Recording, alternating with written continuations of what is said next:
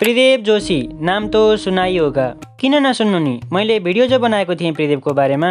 Okay, मजाकलाई साइडमा राखौँ and if you are familiar with Pridev Joshi's content then you may know प्रिदेवको पर्सनालिटीमा केही डिफ्रेन्ट झलक देखा पर्छ र यही कुरालाई धेरै मानिसहरूले पोइन्ट आउट पनि गरिसके, either in positive way or in negative way.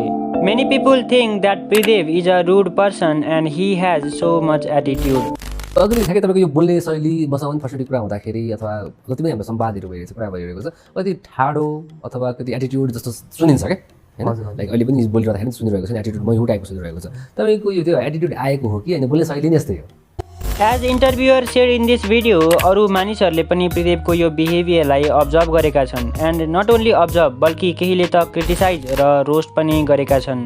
But the point is why am I making this video? के म पनि प्रिदेवको गल्तीहरूलाई पोइन्ट आउट गर्दै उसको बारेमा रोस्ट भिडियो बनाउँदैछु? नो, म बिकी रोस्टर थोडी न हुँ जो अरूको रोस्ट गर्दै भिडियो बनाओस्।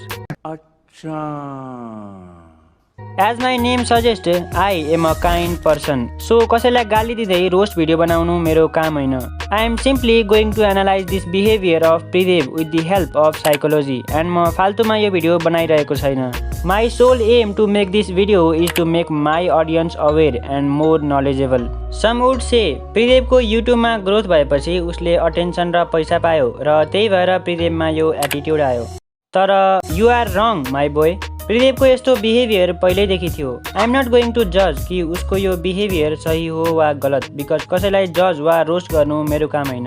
म सकेसम्म हरेक कुरामा अनबायस्ड रहन चाहन्छु and in this video I will tell you किन कोही प्रिदेवको यो बिहेभियरबाट फेसिनेटेड हुन्छन् भने कसैलाई यो फुट्टी आँख सुहाउँदैन। So let's learn psychology of human behaviour featuring Pridev Joshi and his audience.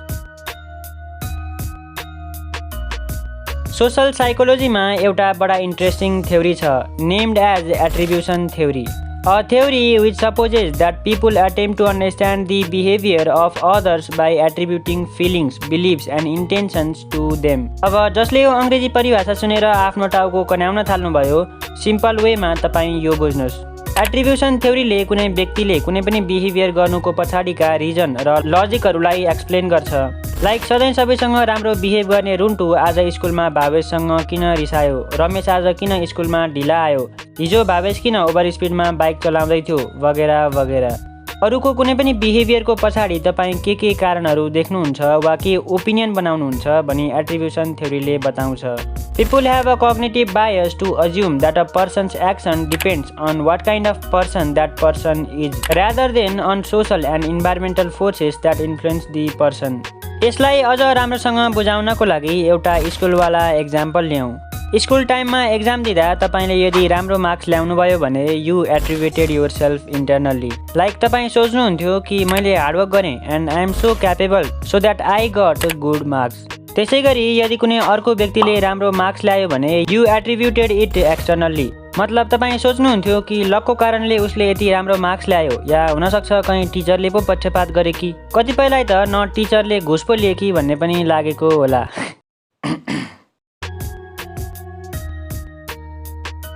So एट्रिब्युसन थ्योरीभित्र पनि विभिन्न फेनोमेननहरू रहेका छन्, बट अहिलेको लागि I explain the fundamental attribution error to unfold Pridev जोशीको एटिट्युडवाला बिहेभियर। मानौ आफ्नो गुप्त स्थानमा लाज पचाएर आएको बाल तोडको उपचार गर्न हस्पिटल जानुभएको तपाईँ टिकटको लागि लाइनमा बसिरहनु भएको छ। त्यही बेला पछाडिबाट एउटा 40-45 वर्षको व्यक्ति हतारिँदै आउँछ र लाइन मिचेर तपाईँभन्दा अगाडि टिकट लिएर जान्छ। त्यति बेला तपाईँको रियाक्सन कस्तो हुन्छ? कस्तो मूर्ख रहेछ, हामी घाममा उभिएर लाइन बस्दा बस्दा थाकेर चुर भइसक्यौँ, यो साले चाहिँ यतिकै आएर टिकट लिएर गयो। अलिकति मोरालिटी र डिसिप्लिन त हुनुपर्छ नि मान्छेमा। हेर्दा भने मान्छे बुढो भइसक्यो तर अलिकति पनि सोमत छैन। उसको बारेमा तपाईँको माइन्डमा यस्तै नेगेटिभ ट्रेटहरू आउन थाल्छ र यदि तपाईँलाई गाली दिन आउँछ भने त झन् सुनमा सुगन्ध भइहाल्यो नि। तपाईँ मनमा नै उसलाई छानी गाली दिनुहुन्छ।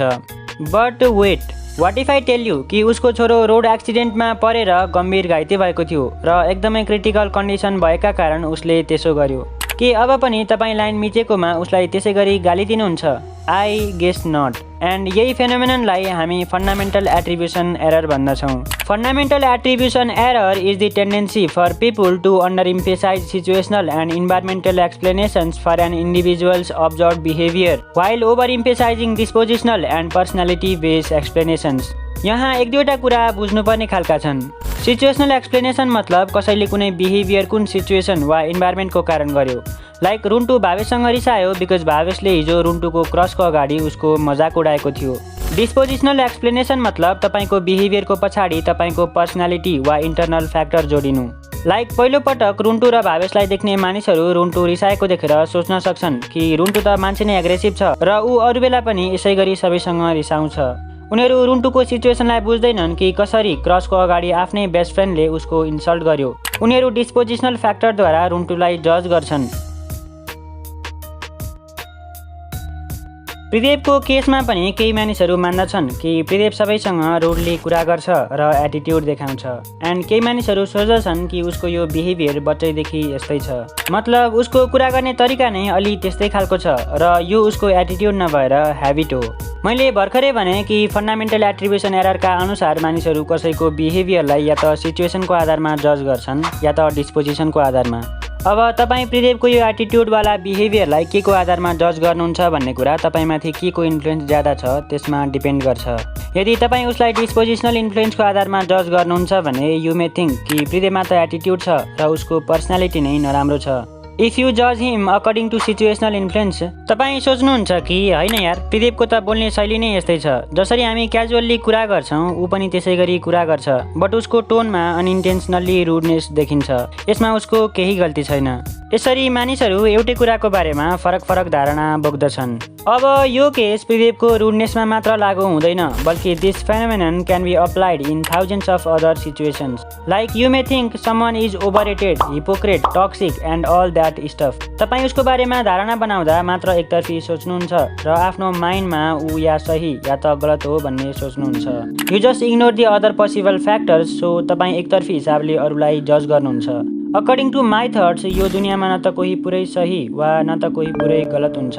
हामी उसको बारेमा के सोच्दछौँ it depends on how we see him or her. Okay, Pridev जोशीको च्यानल एनालाइसिस हेर्न यो भिडियोमा क्लिक गर्नुहोस् and here are the top 3 comments from my previous video. Thank you so much guys for commenting and यो भिडियोमा पनि आफ्नो opinion वा जे लेखे पनि कमेन्ट चाहिँ गर्नुहोला। यो भिडियोको कमेन्टहरूमध्ये मलाई मन परेका 3 कमेन्टहरू अर्को भिडियोमा पिक गर्नेछु। Okay, by.